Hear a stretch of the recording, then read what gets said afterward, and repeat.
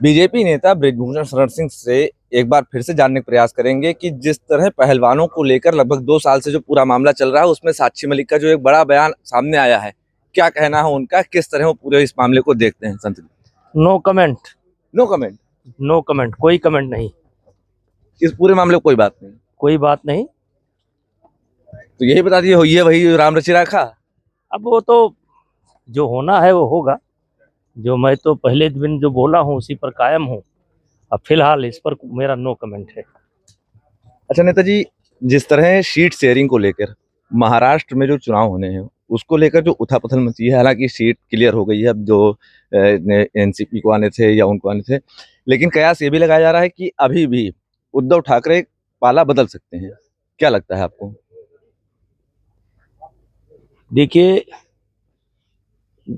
पिछली बार बीजेपी और शिवसेना मिलकर के चुनाव लड़ी थी जी हाँ। और शायद सीटें भी ज्यादा शिवसेना को मिली थी। हाँ। टिकट, लेकिन प्रत्याशी भारतीय जनता पार्टी के ज्यादा जीते थे। जी हाँ, टिकट ज्यादा मिली थी शिवसेना को, लेकिन विधायक ज्यादा बने थे भारतीय जनता पार्टी को। और मुख्यमंत्री पद को लेकर के ही उन्होंने एक बगावत की थी। जैसे शिवसेना, अकाली दल पंजाब में, ये सब भारतीय जनता पार्टी के नेचुरल सहयोगी हैं और बहुत पुराना संबंध रहा है, नेचुरल सहयोगी हैं।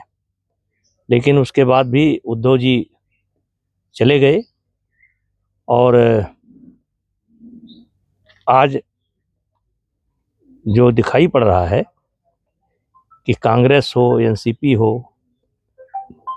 ये उद्धव जी को लेकर के कंफर्टेबल नहीं है। तो राजनीति है, कुछ भी हो सकता है। अभी क्या संभव नजर आ रहा है आपको? नहीं, अभी अब देखिए, संभावना, हम इतने बड़े विद्वान तो है नहीं, लेकिन राजनीति में कुछ भी हो सकता है, क्योंकि नेचुरल सहयोगी शिवसेना की भारतीय जनता पार्टी है। जिस तरह से हरियाणा चुनाव में देखने को मिला, अभी क्या लगता है कि झारखंड में क्या हो सकता है या महाराष्ट्र में क्या हो सकता है? देखिए, हरियाणा में तो एक चमत्कार आप कह सकते हैं। अप्रत्याशित। हाँ, चमत्कार अप्रत्याशित में कोई फर्क नहीं है।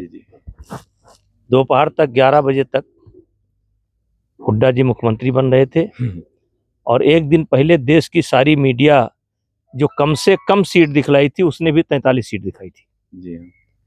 और आप कह सकते हैं कि जैसे पाला पड़ता है तो फसल खत्म हो जाती है, उसी प्रकार से हरियाणा के चुनाव ने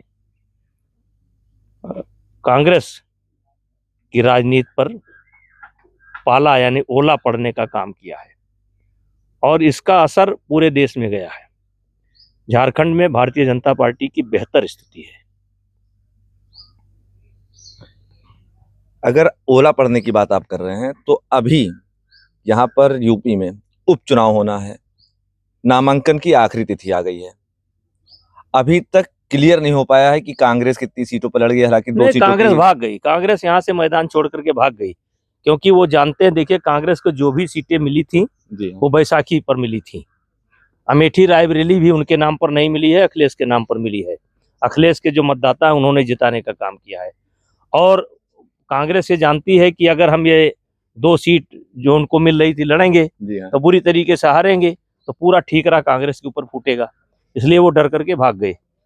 तो क्या लग रहा है यूपी में क्या स्थिति होगी अब? यूपी में बढ़िया लड़ाई होगी। कांग्रेस का तो जीरो है, कांग्रेस है नहीं। जो लड़ाई है समाजवादी पार्टी भारतीय जनता पार्टी के बीच सीधी लड़ाई है।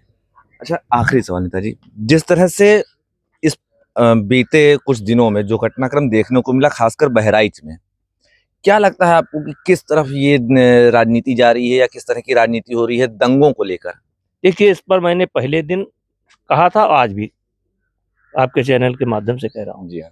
दोनों संप्रदाय के लोगों को, हिंदू मुस्लिम दोनों पक्ष के लोगों को शांति बनाए रखना चाहिए और कहाँ गलती हुई, किससे गलती हुई, इसकी समीक्षा करने की जरूरत है, क्योंकि ये देश के लिए अच्छा नहीं है, प्रदेश के लिए अच्छा नहीं है, व्यक्ति के लिए भी अच्छा नहीं है, समाज के लिए भी अच्छा नहीं है।